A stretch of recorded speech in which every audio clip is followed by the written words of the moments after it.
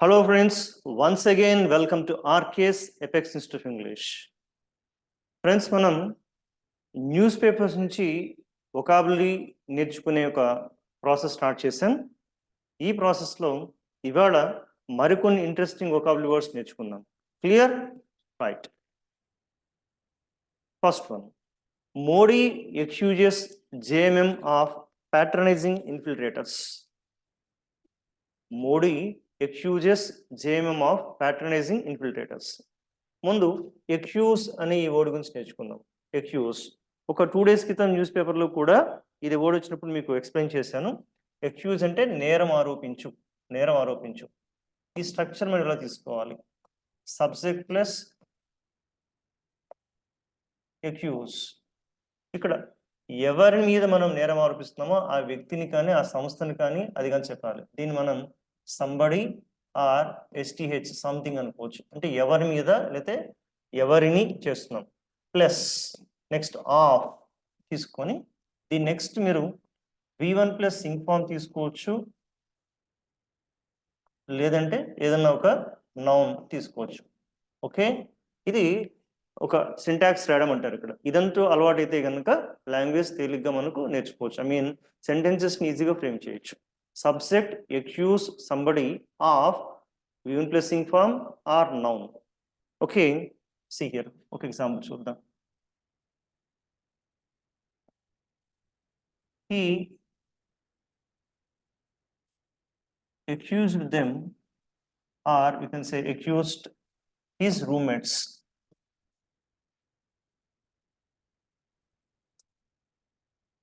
of wasting his time.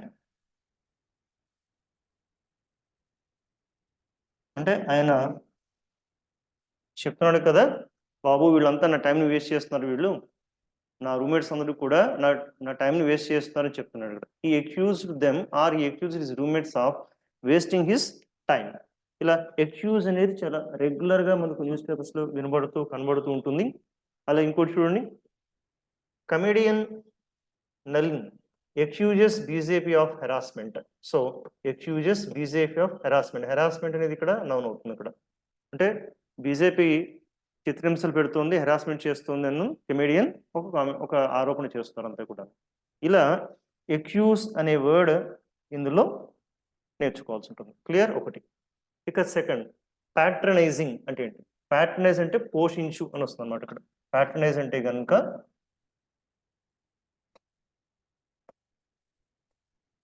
పోషించు. Okay, అలాగే ఇక్కడ ఇంకొక వర్డ్ చూడండి, ఇన్ఫిల్ట్రేటర్ అనే పదం వాడారు ఇక్కడ. ఇన్ఫిల్ట్రేటర్ అంటే చొరబాటుదారులు.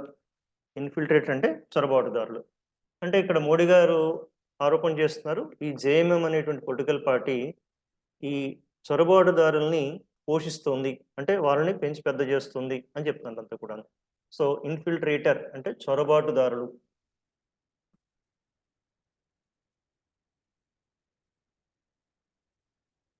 అంటే దొంగతనంగా అడ్డదారుల్లో దేశం ప్రవేశించేవాళ్ళు. సో ప్యాట్రన్ అంటే పోషకుడు, దాత అని వస్తుంటే కూడా మనకు అప్పుడప్పుడు కొన్ని మ్యాగజైన్స్లో రాస్తుంటారు ప్యాట్రన్ ఆర్ రాయల్ ప్యాట్రన్. అంటే ఏదైనా ఒక మ్యాగజైన్కి ఏదైనా కూడా మనం చందా కడితే కనుక ఎక్కువగా ఒక సంవత్సరం, 2 సంవత్సరాలు, 10 సంవత్సరాలు కడితే కనుక వాళ్ళని, మామూలు దాత అయితే కనుక ప్యాట్రన్ అని, కొంచెం రాజపోషకుడు అయితే కనుక రాయల్ ప్యాటర్న్ ని పిలుస్తుంటారు అనమాట. అంటే పుస్తకాలు అచ్చు వేసే వాళ్ళకు సహాయం చేస్తుంటారు, చందా కడుతుంటారు సంవత్సరానికి, 10 సంవత్సరాలకి, ఇట్లంతా కూడా. అలా దాత, రాజదాత అని ఇట్లాగంతా కూడా రాయల్ ప్యాటర్న్ పిలుస్తుంటారు. ఇక్కడ ఇంతకీ ప్యాట్రనైజింగ్ అంటే పోషించడం వస్తుంది అంతా కూడా. So Modi accuses JMM of patronising infiltrators. ఈ చొరబాటుదారులను వాళ్ళు పోషిస్తున్నారు, అంటే వాళ్ళు మేపుతున్నారు, లేదంటే వాళ్ళని ప్రోత్సహిస్తూ మన మీదకే దాడికి ఉసిగొలుపుతున్నారు అంటే అర్థం వస్తుంటుంది అంతా కూడా. క్లియర్? సో ఇక్కడ మీరు నేర్చుకోవాల్సింది ప్యాటర్న్ ఒక వర్డ్ ఒకటి, ఐ మీన్ ప్యాట్రనైజింగ్ వర్డ్ ఒకటి, ఇన్ఫిల్ట్రేటర్ ఒకటి, ఎక్యూజ్ అనే వర్డ్ సెంటెన్స్ ఎట్లా రాయాలి, excuse. Clear? Next one, 17 Norwegian pilots threaten still from June 1. ఇక్కడ 17 నార్వేజియన్ పైలట్స్ అంటే ఈ నార్వే దేశం చెందిన పైలట్స్ థ్రెటన్. థ్రెటన్ అంటే తెలుసు కదా, బెదిరించు. థ్రెటన్ అంటే వీళ్ళు బెదిరిస్తున్నారు. ఏమని? Stir from June. STR stir అనేది మై డియర్ ఫ్రెండ్స్ ఇది నౌన్ గా ఉంటుంది, ఈవెన్ వర్బ్ గా కూడా ఉంటుంది. అంటే ఇది నౌన్ గా వాడచ్చు, వర్బ్ గా కూడా వాడచ్చు. ఇది మనం నౌన్ గా యూజ్ చేస్తే దీనికి సినానిమ్ మీరు చెప్పొచ్చు కదా, కమోషన్ అంటారు అనమాట. కమోషన్ అంటే అలజడి అనే సెన్స్ లో చెప్పొచ్చు అనమాట.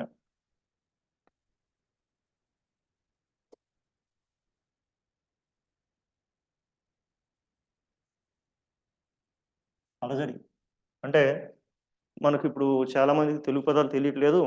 సో నేను క్లాస్లో కూడా వాడేటప్పుడు ఇలాంటి ఏదైనా వాడితే, సార్ అలజడ అంటే ఏంటి సార్ అంటారు అంతా కూడా. అంటే ఏం లేదమ్మా, ఒక ఉద్యమం అనొచ్చు, ఒక ఉద్యమానికి కానీ దారి తీయడానికి అంతా కూడాను. సో వీళ్ళు మేము ఉద్యమం చేస్తాము అని వీళ్ళు బెదిరిస్తున్నారు అంతా కూడాను. సో ఇది స్టిర్ అనేది ఒక నౌన్ గా తీసుకుంటే. అదే వర్బ్ తీసుకుంటే కనుక ఏదైనా ఒక లిక్విడ్ కానీ ఏదైనా ఒక పదార్థాన్ని కదపడం అనమాట. ఇక్కడ అంటే కదుపు, కలుపు ఇట్లంతా కూడా ఒక కదపడాన్ని, లేదంటే కలుపు అని చెప్తుంటారు కదా.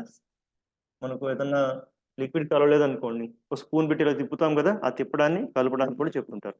కానీ ఇది యూజ్ చేసే విధానం రకరకాలుగా ఉంటుంది, చాలా వెరైటీగాను చాలా చోట్ల మనం యూజ్ చేస్తూ ఉండొచ్చు. ఎలాగంటే she stirred up her tea అని చెప్పచ్చు. షీ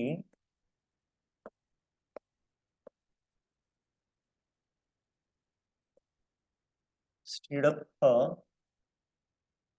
టీ అంటే ఆ టీని ఒకసారి అలా కలిపారు వాళ్ళంతా కూడాను. Okay, or you can say here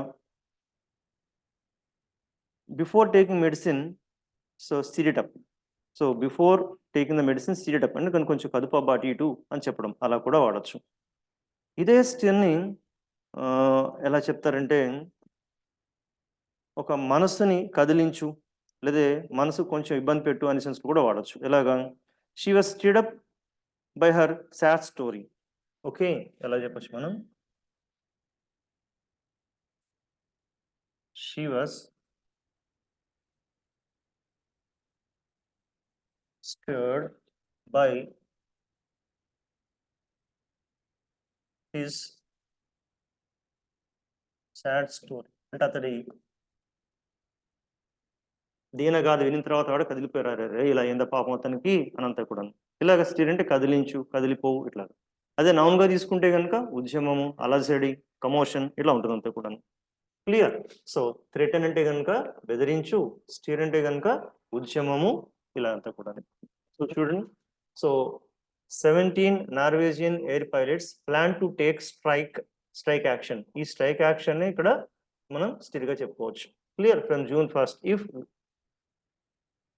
if ways negotiations fail later this week. Negotiations ఇది కూడా మంచి పదం. నెగోషియేషన్స్ అంటే కనుక చర్చలు, లేదంటే వాళ్ళ మధ్య జరిగే బేరసారాలు. నెగోషియేషన్స్ అంటే చర్చలు కనుక విఫలమైతే కనుక మేము June 1st నుంచి ఉద్యమానికి దిగుతాం అని వాళ్ళు నోటీస్ ఇస్తున్నారు అంతా కూడా. Clear? Next, what is the lovely word? So what's the plan of action after D-Day on June 4th? D-Day June 4th. మీకు తెలుసు June 4th ఏంటో. June 4th అంటే ఏంటన్నా కదా, రిజల్ట్స్ డే అంటే ఫలితాల దినం అనమాట, రాబోతున్నాయి. అంటే ఇక్కడ D-Day అంటే కనుక very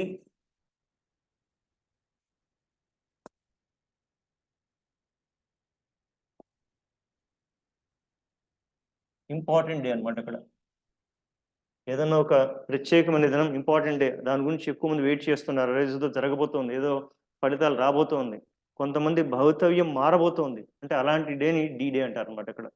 okay, so what is the plan of action after D-Day on June 4th? June 4th తర్వాత నుంచి మనకు ప్లాన్ ఆఫ్ యాక్షన్ ఎట్లా ఉండబోతుంది ఏంటి అని ఒక ఆర్టికల్ రాస్తారు ఒకళ్ళు.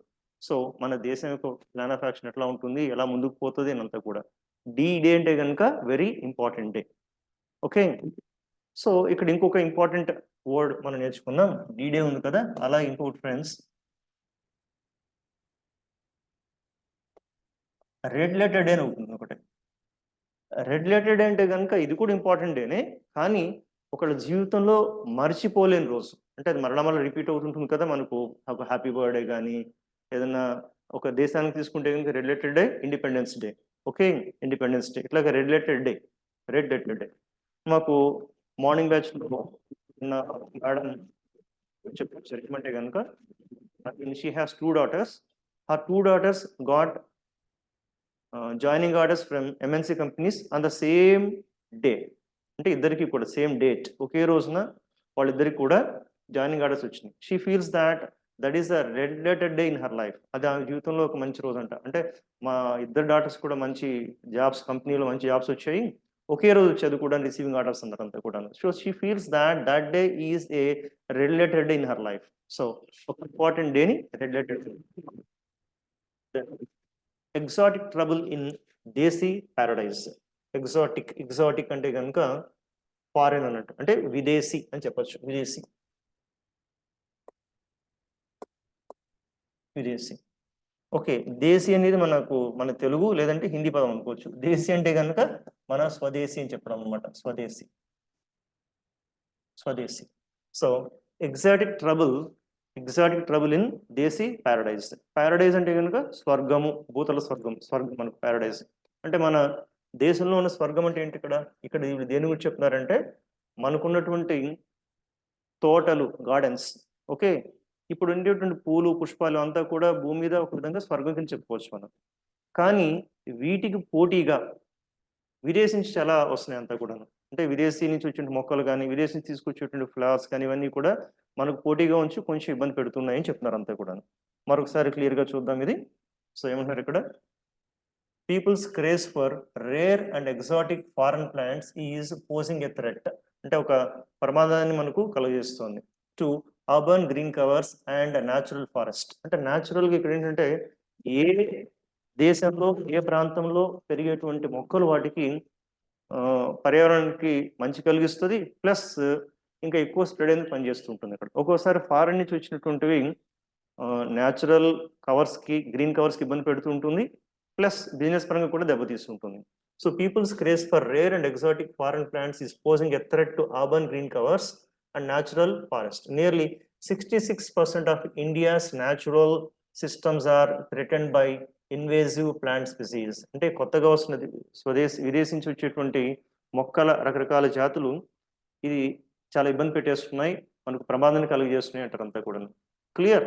ఎగ్జాటిక్ మీన్స్ స్వదేశీ, ప్యారడైజ్ అంటే స్వర్గము, ట్రబుల్ అంటే ఇబ్బంది, ఎగ్జాటిక్ ట్రబుల్ అంటే విదేశీ సమస్య మనకు దేశంలో కొంచెం ఇబ్బంది పెడుతుంది అన్నట్టు. ఇక్కడ ఇంకోటి చూడండి, పోజ్ ఏ థ్రెట్. అంటే మనం ఇది వాడచ్చు ఇక్కడ. పోజ్ అనే వర్బ్ తీసుకోవడం ప్లస్ ఏ థ్రెట్ అనే కాంబినేషన్. అంటే ఇది మనం వొకాబులరీ బ్యాగ్ లో దాచుకోవాలి. Pose a threat. పోజ్ అంటే కలుగజేయు, ఏ థ్రెట్ ప్రమాదాన్ని కలుగజేస్తుంది. అంటే ఈ కాంబినేషన్స్ తో వాడాల్సి ఉంటుంది, ఈ combination pose a threat.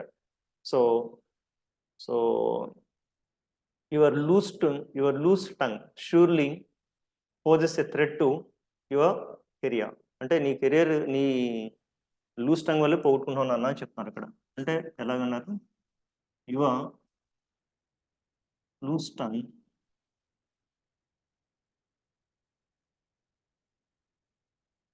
can pose a threat to your career. ఇలా ఈ పోజ్ ఏ థ్రెట్ అనేది మనం హ్యాపీగా డైలీ లైఫ్లో యూజ్ చేస్తుంటే బాగుంటుంది. So friends, this are about our vocabulary for today. We will meet again with some interesting words tomorrow. Till then, bye bye. Thank you.